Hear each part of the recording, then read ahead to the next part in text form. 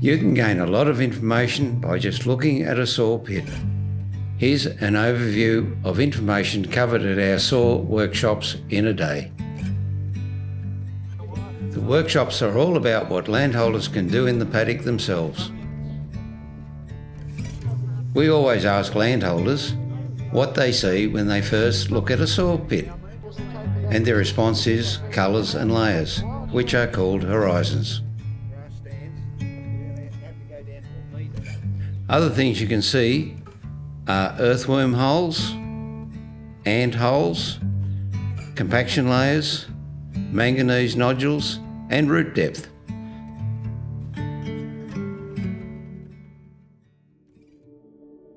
The colour of a soil will give you an idea as to how it has formed. The red colour will indicate that the soil is well drained, while a mottled yellow soil shows there has been a fluctuation in the water table. The darker colour of topsoil would suggest more organic matter and a healthier soil. The next important factor is doing the texturing of the layers. The texturing is important to understand some of the numbers in your soil test. Soil texture is the amount of sand, silt and clay in a soil. Soils can be broadly classified into sands, loams and clays.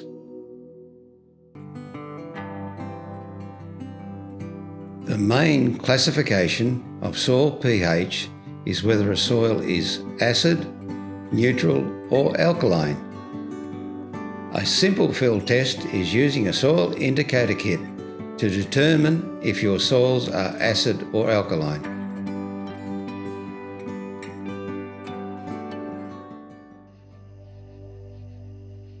Another useful field test is slaking and dispersion. We do a slaking and dispersion test to see if the soil contains low organic matter, which is called slaking, or high sodium content, which is called dispersion.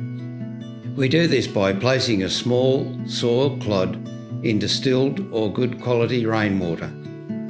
This is an example of stability. This is an example of slaking. This is an example of dispersion. The next step is identifying potential salinity problems. A simple test is placing 1 part soil and 5 parts water in a container. Shake it up and let it settle. Then test it with an electrical conductivity meter. A lookup chart will determine the range. It is important to determine the texture of a soil in addressing the potential salinity problem. From these pit sites, we have tested the soils at the topsoil and the subsoil. Now, what do the numbers mean? A full soil test can inform the landholder more than how much nitrogen and phosphorus is needed. Other elements such as sulphur and zinc and the cation exchange capacity, known as CEC, are important to understand. Cation exchange capacity, or CEC, is basically the natural nutrient level of a soil, or the potential capacity of the soil to hold and exchange the cations. Clay soils usually have a higher CEC than sandy loams and loams. The dominant soil cations are calcium, magnesium, potassium, sodium and aluminium. If you have a sodium percentage greater than 6% and or magnesium greater than 40%, your soil will be sodic. Soil acidity is simply a high concentration of hydrogen ions in the soil solution. Agricultural production practices acidify the soil. It can be measured in a 1:5 water or calcium chloride solution. Using a pH indicator test is a great option for landholders to easily identify if they have an acidity problem. Note that as a rough guide, water pH reads 0.8 pH units higher than the more stable and accurate calcium chloride test. Landholders should be aiming for pH levels greater than 5.5 calcium chloride because below that, nutrients become unavailable or toxic. Soil organic matter is another factor necessary for long-term productivity.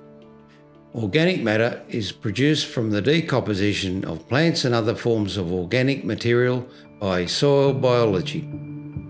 Soil organic matter is made up of carbon, oxygen, hydrogen, and nutrients such as nitrogen, phosphorus, sulfur, potassium, calcium, and magnesium.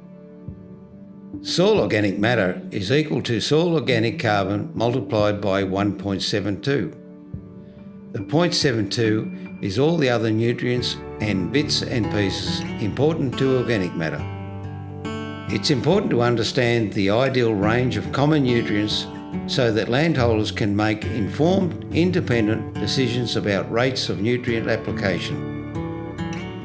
The Little River Landcare Soils People Education and Training Project has been a really successful partnership between the Soil Knowledge Network and Department of Planning and Environment to raise the understanding of landholders in the essential area of soils.